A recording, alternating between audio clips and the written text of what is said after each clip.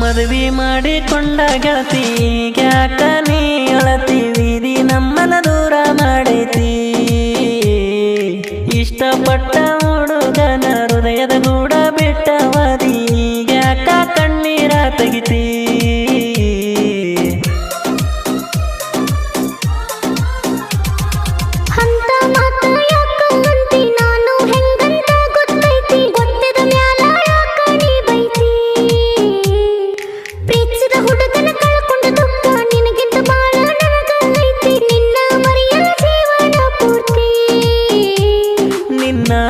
ಸಲುವಾಗಿ ಕಾಯೋ ಹುಡುಗನ ಜೀವನ